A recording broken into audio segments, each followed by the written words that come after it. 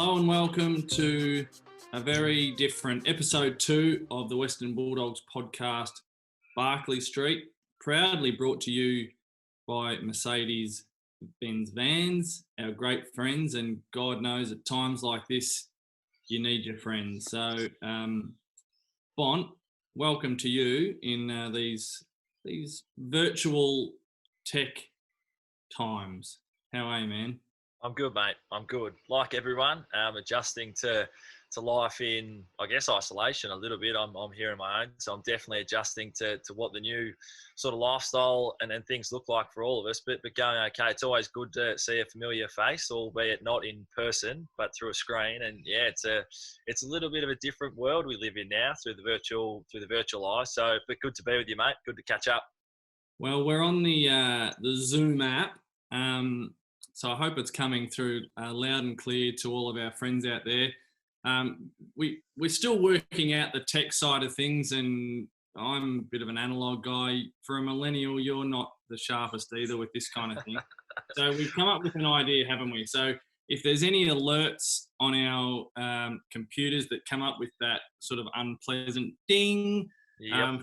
for those listening at home, make it into a drinking game. Have a swill of whatever your tipple is these days.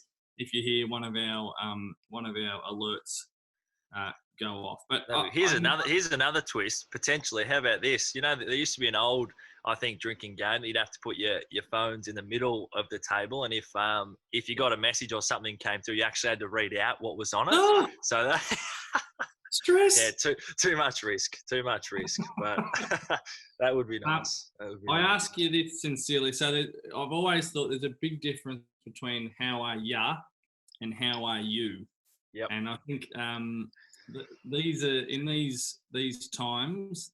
I think we probably lean more into how are you. So how are you holding up at the moment, mate? Yeah, going okay. It's obviously been a pretty big adjustment for really everyone when you think about it. But you know, obviously with what we do as footballers, there's you know, a whole range of other things to sort of consider and try and almost step your way through. I'm you know, staying pretty positive with regard to hopefully we can get through this pretty soon, but clearly we still don't know how long and you know, what might happen. So it was a probably pretty you know, stressful sort of couple of days, just trying to sort out everything pretty much to be able to do from home. And once we are particularly potentially sort of in an isolation sort of mode, then how things might change. So you're constantly trying to troubleshoot and work through different situations. But thankfully, you know, all going well, healthy families is really good at the minute too, which is obviously a really important thing for now. But yeah, going okay. How about you, mate? How are you going? We're all right. Yeah, I mean, you know, everyone's, you know, like you say, adjusting. There's plenty of people worse off. So we're bunkered down and trying to keep the kids busy and occupied, and hopefully they don't barge in while we're doing this. We'll set them up with a Disney movie of some sorts. Where are you? Are you at home or are you? I'm at home. Yep, I'm still at home. Yep. So I live on my own, which has made it obviously the isolation side of things. Yeah, not too different because I obviously spend a lot of time. You're like Tom Hanks in Castaway. It is a little bit like that. Yeah, it is. I've got a bit more space to work with, probably. Actually, no, I probably don't. He was on a beach, wasn't he, on his own, on an island. So he's probably got a whole lot more. But, you know, I'll have to find some sort of Wilson type person or character. Am I your Wilson? You could be my Wilson. You talk too much, though. Well, you let Wilson go. In the end, he leaves him to drown. So hopefully we go. Hey, talk me through what's a normal day for you at the moment? Walk me through what you're getting up to. Yeah, well, I can probably let you know a little bit about what today has been like so far, particularly because it's a main sort of training day when we sort of work out the schedule side of things. So I started this morning. Your training schedule sort of been sent. Yeah, it pretty much emulates a schedule pretty similar to what pre-season would be like. So the information at the minute, sort of where we've been given is that we obviously don't know how long might be in between potentially going into obviously a statewide potential isolation if we get to that point. So that would be really limiting in terms of what sort of training stuff we could do. So the idea at the football club was probably to try and get as much fitness and volume in within the next couple of weeks. So if at some point we do end up being virtually locked down and literally just confined to our own homes and houses, that we'd still have enough training under our belt in however much time to sort of keep us fit while we are potentially isolated. So virtually it's working a bit like a pre-season program where we've got to try and get out and run three to 4 times a week, and obviously lift weights and try and maintain our strength 4 to 5 times a week as well. So in the few days that sort of followed the club sort of going into shutdown, and obviously the whole league, quickly trying to find some equipment to set up in one of my spare bedrooms from a home gym point of view. So I've got that sort of all sorted, which is good because it puts your mind at ease a little bit. Can we get a tour of that at some stage? Absolutely, yeah. It's funny, you mentioned I had to go through a little bit of a not an ordeal, but had to think on my feet because I'd ordered virtually a squat and a bench press rack to set up in the spare room, and a couple of days after I'd ordered it, the delivery company had basically gone into shutdown, I think, as well. So, or even the supplier, I think. So then my order was cancelled. So then the stress sort of volumes went up, and I thought, oh, here we go. It'll be body weight exercises for me, which still would suffice. But Dad came to the rescue. He managed to find a little bench press and squat rack set up at one of the local shops, which was pretty good. So it did take me 5 hours to put together, which what a hard. You know what it's like when you finish a project like that. You feel really one of my biggest achievements, football and non-football, to be honest with you, to have gotten through that 5 hours. With only a few superlatives, but it's together. Yeah, exactly. So I got through that, and that's all set up. So, hopefully it doesn't fall apart on me mid-use. I've got one of those ab rollers, if you want. Not the Ab King Pro. Not the Ab King Pro. Yeah. You're kidding.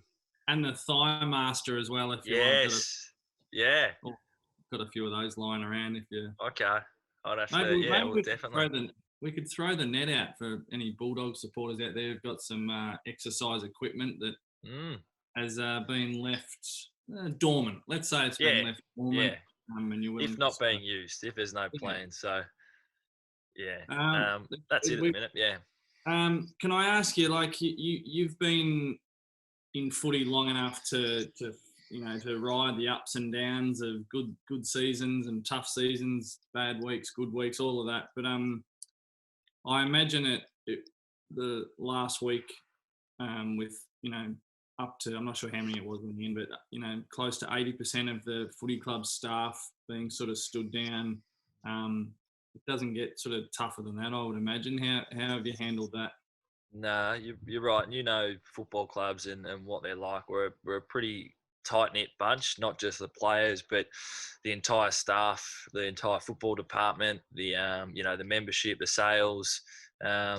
It's been quite confronting, I think, to come to terms with the state of the game and the football clubs at the minute, and sort of all your wins and losses a little bit. And we'd only had one game, and unfortunately it wasn't a great one, but that sort of gets pushed to the back of the list of things to really care about in this time. And it's sad. It was a tough couple of days trying to process what things had sort of come to, I guess, which is it's just so unfortunate that such a strong and prosperous industry, like everyone else in similar positions with other jobs and other work, sort of have had to face. So there's going to be some recovering probably to do from that, it's definitely a little bit sad, mate. One of the strange things about this virus and the ripple effect is it's kind of counterintuitive. Especially in football, the instinct is for people to come together and to look after one, put their arms around one another. Even the language is all very tactile. It is, yeah. And at the moment, but what we're being asked to do is the opposite of those instincts. To isolate, to sort of stay home. how do you, as captain of the footy club, how difficult has it been to kind of keep the connection with teammates, staff, supporters? How hard's that been?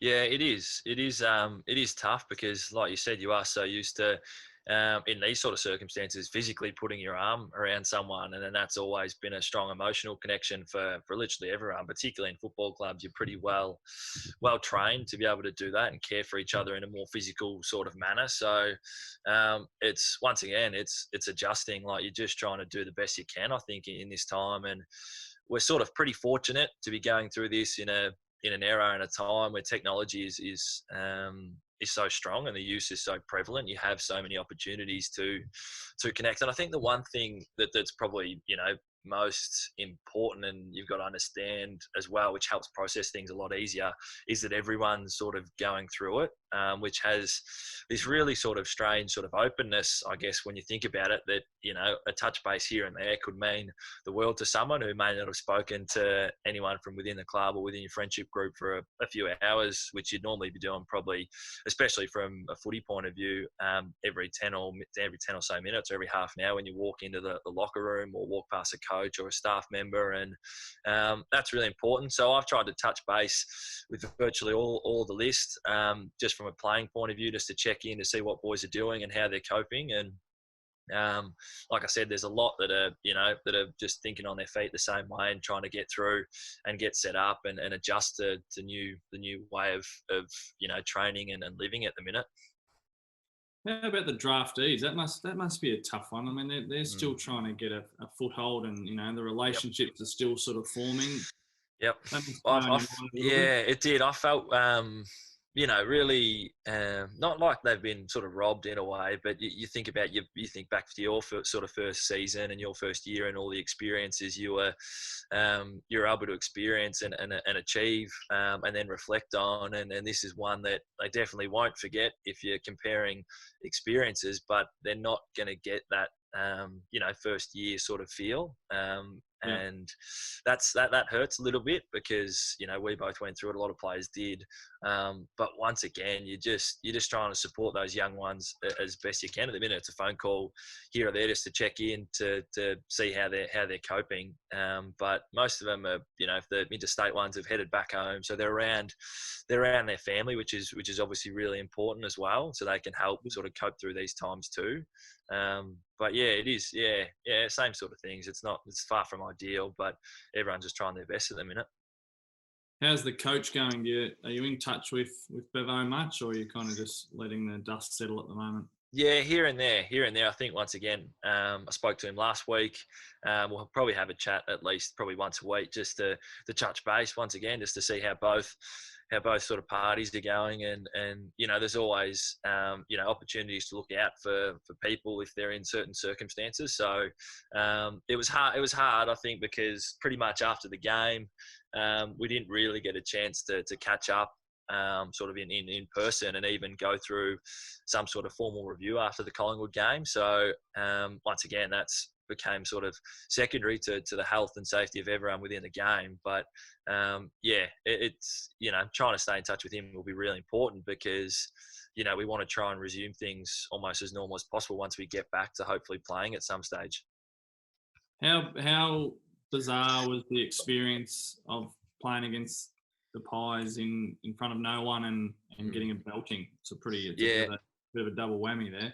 Yeah, it was. It was a 1-2 sort of punch, if you like. It was definitely strange. Like I think mentally going into it, I thought it not that it wouldn't affect me as much, but I didn't think it would sort of surprise me as much as it probably did in a way. And the feel and the build up within the locker room was all pretty similar to what it used to. And particularly as my first game as captain, I really tried to, pump the energy up and pump the guys up to be ready to just deal and just play and enjoy the game. And we really didn't get a chance to do that because we just didn't get the game on our terms at any point during the game. So that one stung a little bit after. I think it still will, because obviously we've had to go into playing one game and now straight into a period off. And normally you look forward to the fact you can follow up the next week and butter up basically for a poor effort. But clearly we're not going to get that chance for a little while. So a little bit tough mentally, but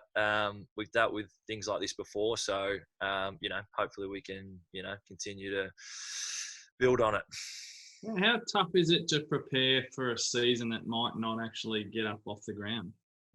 Well, I think the final week was probably the toughest going into it because there was a lot of speculation, a lot of talk. You're probably asked about it a fair bit. How are you going to cope with this? How are you going to cope with that? And I think initially, my mindset was pretty strong that it sort of, we're here to play football. Our mindset will be, just to play and obviously try and get on the park at some point and hopefully get in as many games as we can. And I think the longer the week drew on, it was, became more apparent that maybe we wouldn't be playing and and many players would have been in a similar boat. In terms of, trying to resist the temptation of, the questioning, because we wanted everyone probably to be thinking that we were playing no matter what, prepare yourself mentally. But it was a tough thing to do. How important was it for you to have the players' pay arrangement with the AFL done and dusted? Yeah, it was really important. I think, they were, I think publicly, from a media perspective, we had to wear a little bit, and I understand the thoughts and feelings around it, the emotions that come with this sort of situation, which is nothing any of us have had to deal with. So I think that the important thing for us as a playing cohort, and the AFLPA, Paul Marsh and their whole crew in there did a really good job of keeping us all informed, but we sort of needed to process it as best we could in a really short period of time. And you think about how many players there are within the AFL and how important a decision it was. I think, it did sort of play on my mind a little bit because I was keen, like everyone, to get through things pretty quickly. But obviously, it's a pretty unique situation that needed some, a varying level of discussion. But I'm really glad that we got to the situation we did and with the decision. And the AFL and Gil seem really happy and comfortable with it, which is another good sign. There was a fair bit of unrest in the public domain, and did you feel that as players that that there was a big part of the public that weren't happy about the figures and even the sort of approach of the players?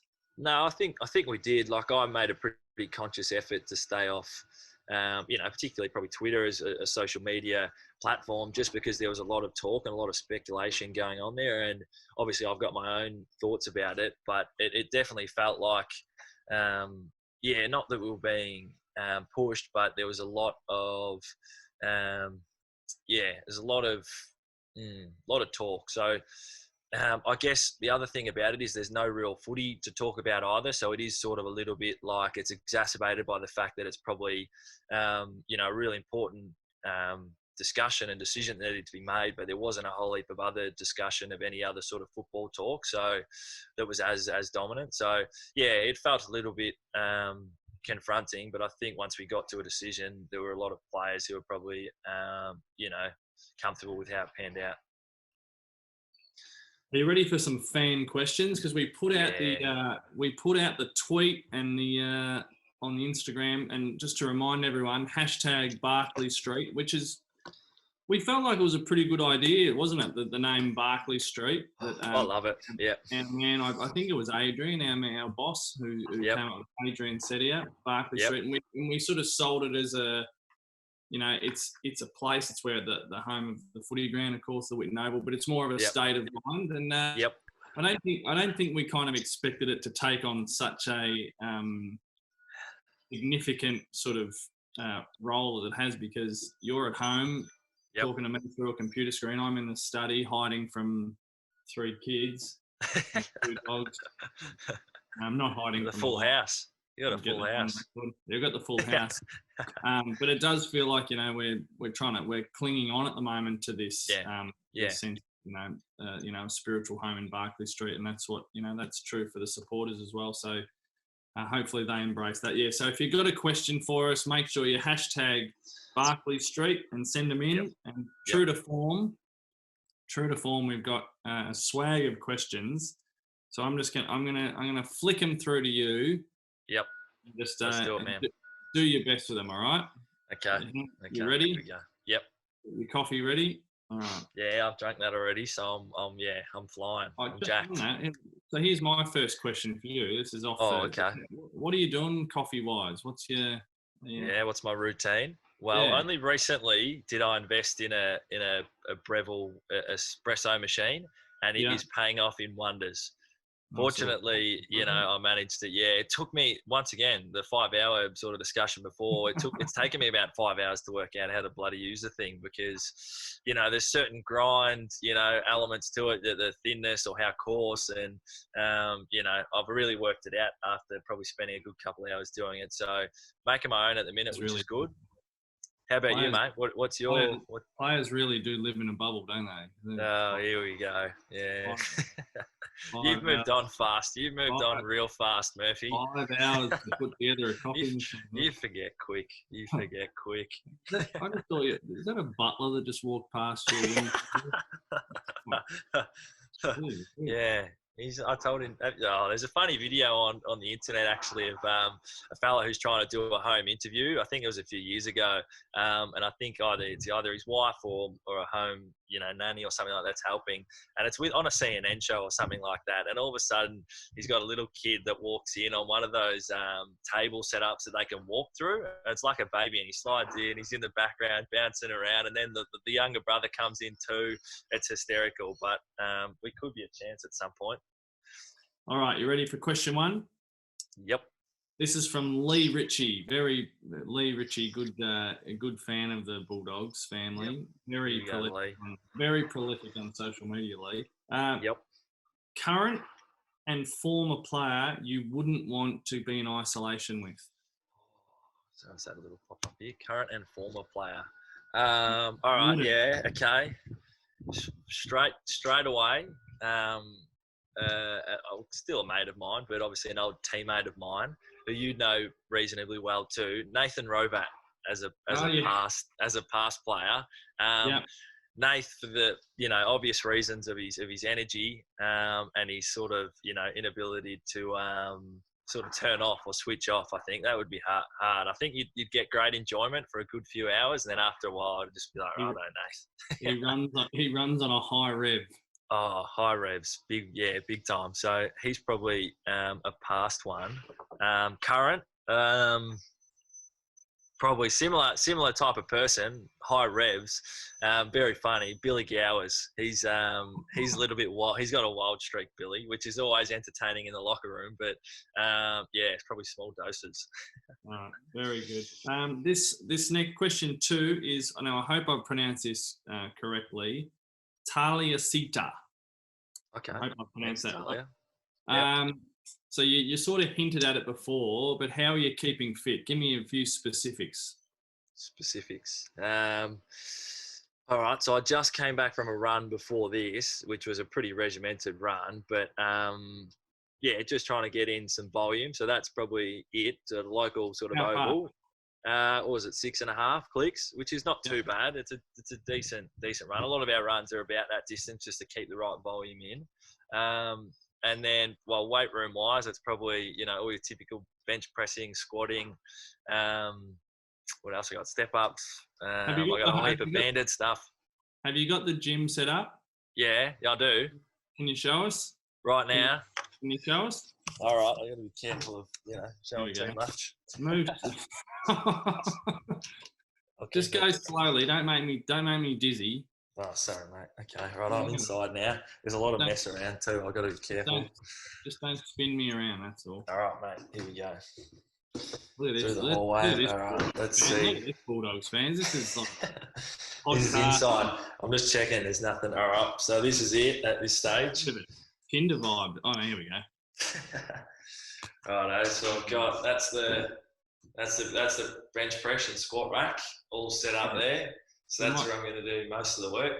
You're obviously going to build the weight up from there. Starting point, man. I've got to be careful. Once again, I put it together. Now I'm not the most the most handy character, so I've got to almost ease it in a tiny bit. So I've got that. The mirror is obviously well placed, as you can tell, right in front of the. Yeah, big fan. Oh, thanks. I appreciate that, mate. And then just little yoga mat and stuff there for meditation and whatnot. So that's it at this point. Are you serious? Like, is that meditation gay? Is you doing a bit of that? Absolutely. There's plenty of spare time, and I think particularly during current circumstances, it's really important to probably self-reflect and meditate to try and ease attention. So a bit of that, a bit of yoga, some Pilates, and soon a bit of ab roll. Yeah, a little bit. I mean, is there a time for a bit of relaxation and maybe the odd Great Northern? Because I just saw a. Did you? Oh, yeah, that was hello. Delivery the other day. Yeah, absolutely. I think a virtual beer at the minute is probably the way of things as well. So every now and again, just to catch up and have one or two is pretty important as well. But how about you? How are you staying fit? On the other note. Key question. I prefer to ask the questions, not to. I thought this was two-way. I signed. Yeah. What I signed was obviously untrue. I need to have a look at that contract again. The reception's breaking up. It just pretty sad actually. So I've got a on the back deck. I've got one like a kettlebell to do some squats with. Yep. And then I've got those think sort of middle-aged step Reebok. The bands. So you stand on them and that's the combination. Gun show. Yeah. I've thought of something. Like, I've never been obviously a massive in terms of weight wise. I've always been quite lean and long. But the positive out of this is I've got a gym in my spare room, and I could potentially put on some size. There's a positive in that by actually doing weights, semi regularly. Gee, well, I haven't had those sort of results just yet. Maybe I'm not working hard enough. It's only been a couple of days. Give it some time. I'm out there 6 hours a day, though. All right. So question 3. This is from the Junction 66. Oh, the Junction. Yep. What pets do you have at home, if any? No, I'm zero at this point. I've got no pets. Yeah, I know. But I did think this could be the perfect time for me to either adopt a dog or pick up a little puppy. What more perfect time than to, raise a little puppy than when you're in isolation?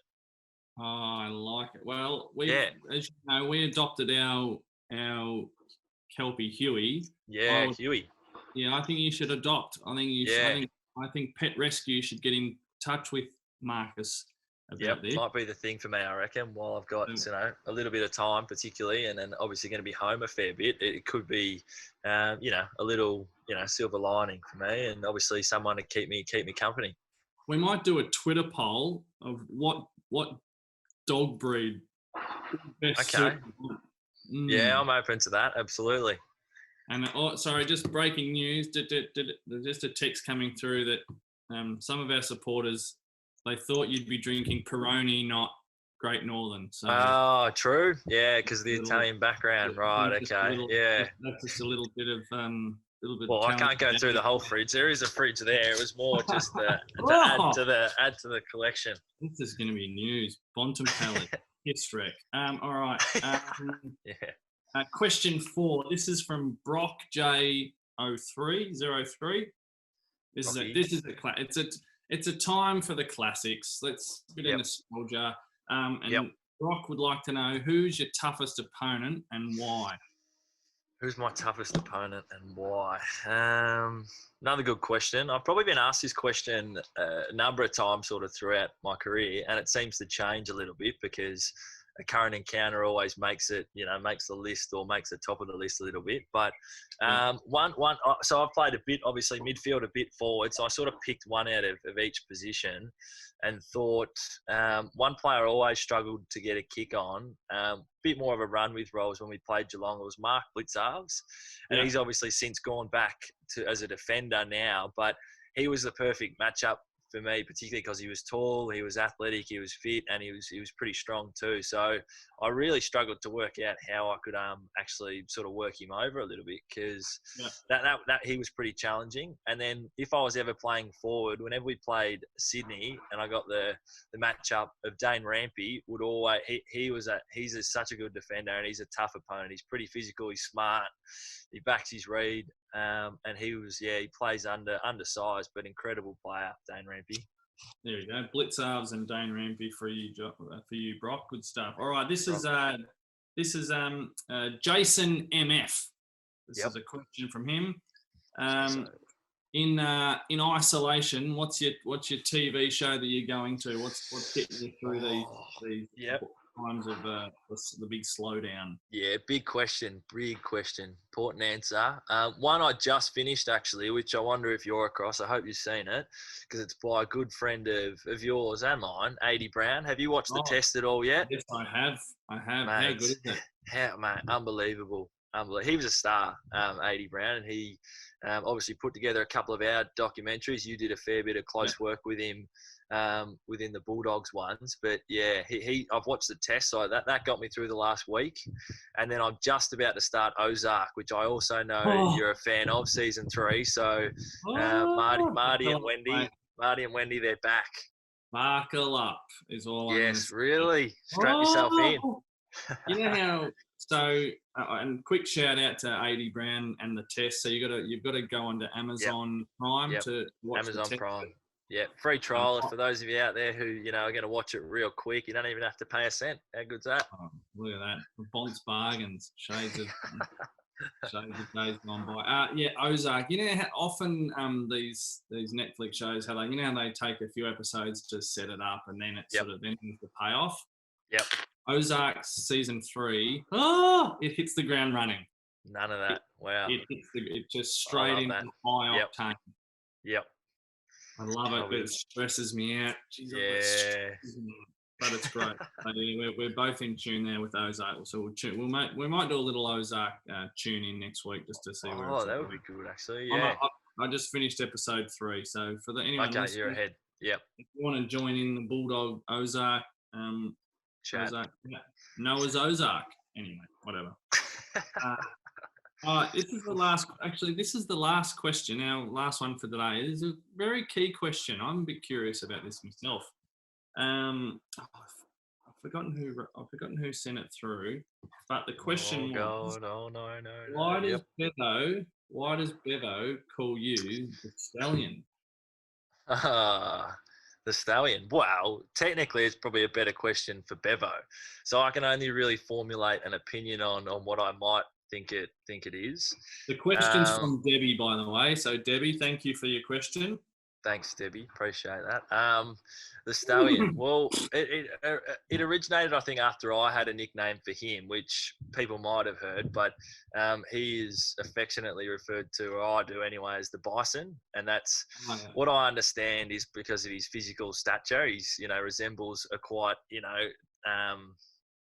strong, robust type of character, but it's all packed in a neat sort of package, if you know what I mean. Yeah. So I had been, I'd pinched that. Yep. Yeah, I'd pinched that nickname from, I think, previous days, or heard it from someone and really enjoyed it, and probably was one of the only players.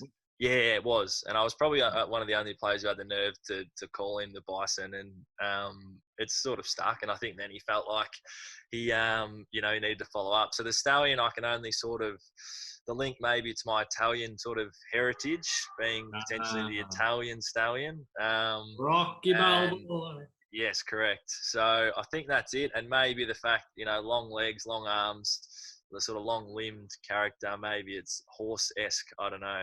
Oh, wow. Wow. Gee whiz. We're gonna have to censor this.